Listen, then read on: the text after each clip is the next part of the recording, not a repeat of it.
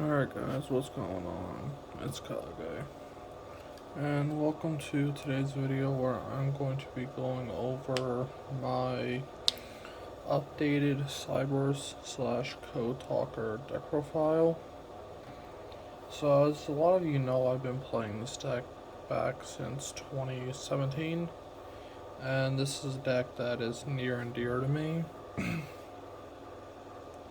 Also, if you can hear my fan in the background, I do apologize. I'm just really hot right now, and I'm just kind of hot in general with it being summer. So yeah, I'm trying to stay cool. Anyway, let's get on to the deck profile.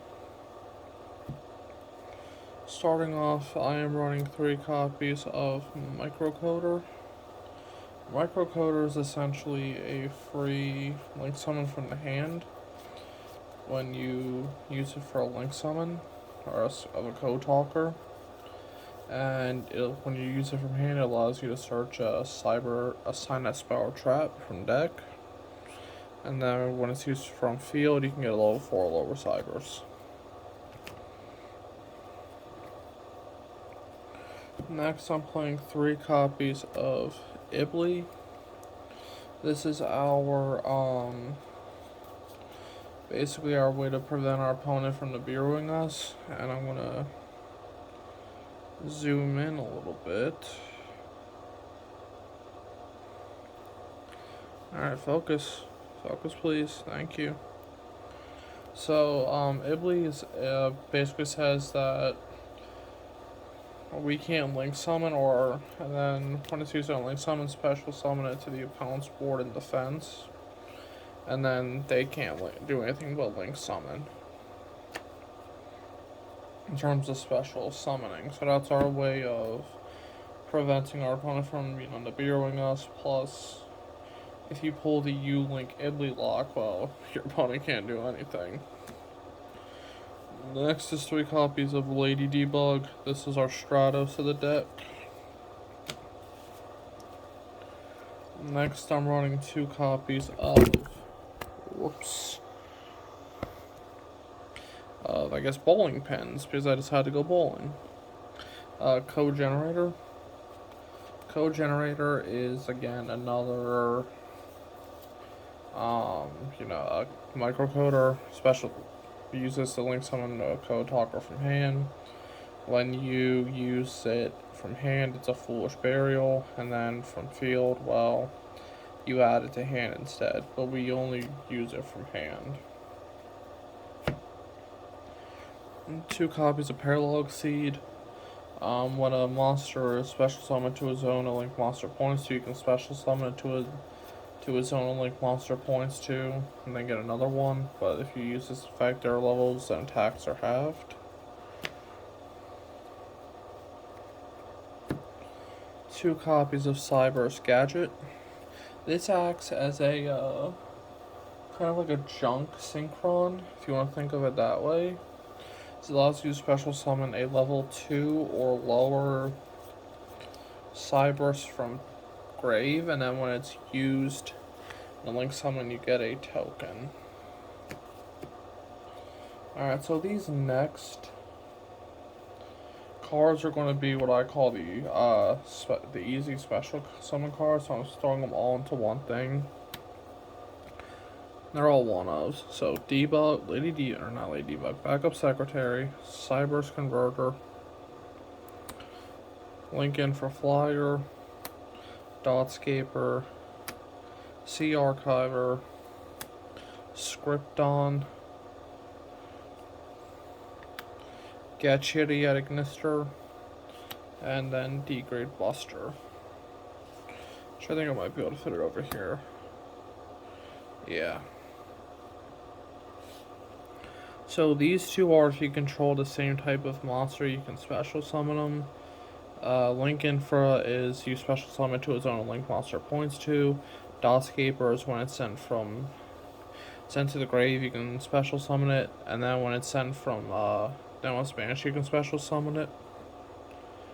Archiver is when a monster is link summoned or special summoned to its own link monster points to special. Scripton is banish a card from grave. Special summon. Get Shitty at Ignister as you negate a monster's effect. Special summon. And then Degrade Buster is banish 2 cards, 2 Cybers cards, monsters from grave, and special.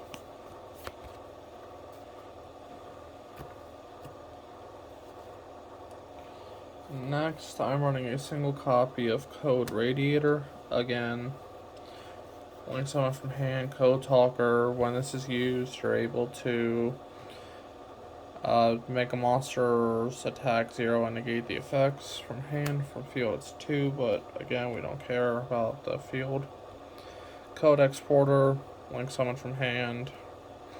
Code Talker, when it's used from hand, you're able to put a level 4 lower Cybers back to hand, and on field, I forget what it does entirely, but again, we don't really use the on field effect.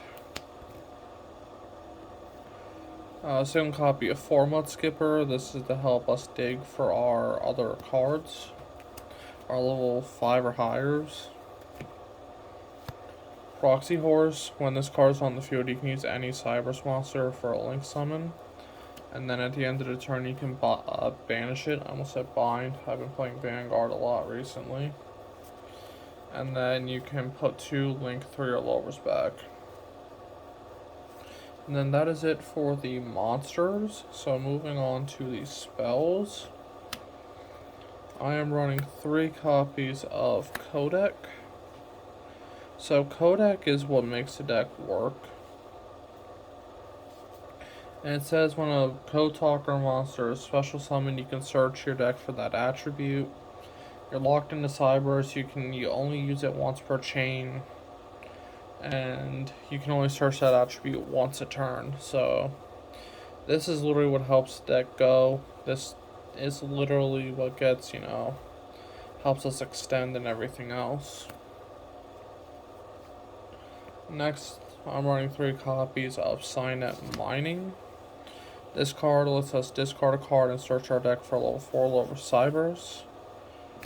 I'm pretty sure it's cheap, but if you don't have it, you can also use Backdoor. However, I am pretty sure Signet Mining is very cheap now. 2 copies of Opti. Essentially, this lets you be able to get another normal summon, and then when your Code Talker battles, effects can't be activated till the end of the damage step. Second copy of Sanctuary. This helps prevent the Ibly crash. Reborn. Foolish Burial. I feel like these are self-explanatory. And then I'm running 2 copies of Signet Conflict. This is essentially our Infernity Barrier at the deck. And that is it for the main deck. Now we're going to move on to the extra deck. So I'm running a single copy of Talkback Lancer. We don't really use the effect. This is just to complete the U-Link. That's if you have the criteria. Most times though, we're going to be using this, which is 2 copies of Balinks. So Balinks basically is our field spell searcher, plus not only that, it can help us, again, complete the U-Link, as we'll usually put it here when we're done.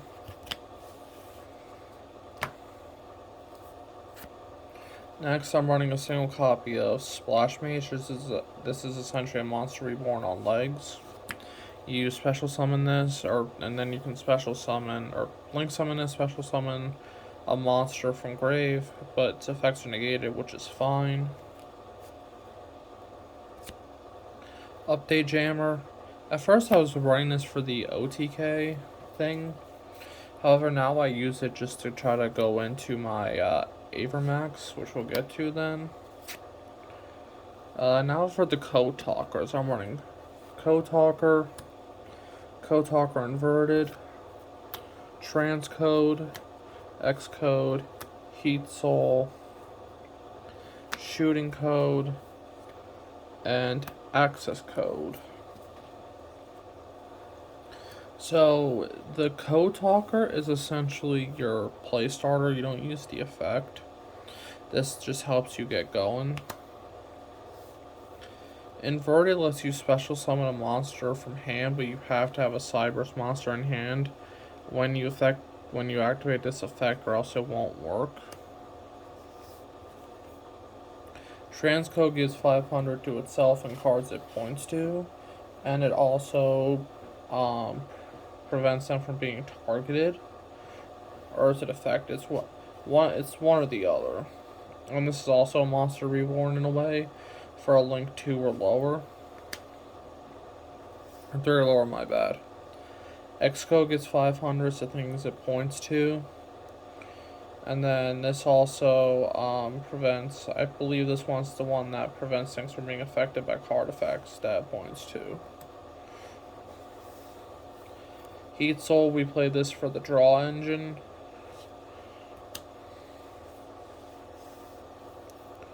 Shooting code, that we just play this for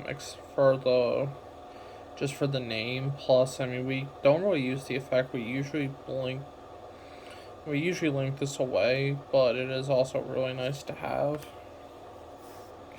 And then I also want a copy of access code, but I mean, everybody knows what access code does. I'm also running a single copy of Trigate. This is for, like, it's possible to do the Trigate board, but I found for the most part I'm not going into this until a later turn. A lot of times I'll show you the board I'm ending on. I'm also running a single copy of Firewall. This is just a personal tech choice for me. You can really run whatever you want in this slot. It could be another transcode, another splash mage. It's up to you. I personally like the card here. It's a free bounce, and I mean, I'm not gonna lie, I just kind of want Fireball in my Code Talker deck. And then last but not least is a single copy of Avermax. I feel like a lot of people know why Avermax is running this. And yeah, that is it for the deck profile.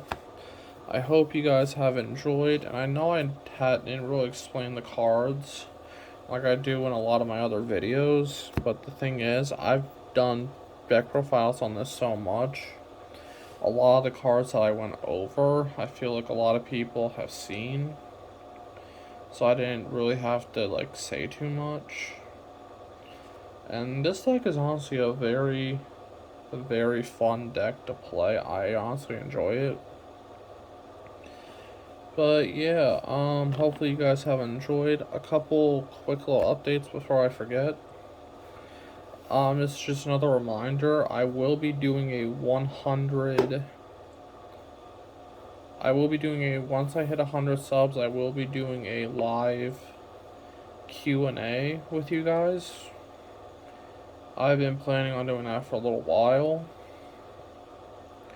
I'm also planning on trying to do, I know I keep saying I'm going to bring back the how-to series, and I will. It's just, now I have, with school, and now I'm working, so, like, I have to have my priorities straight.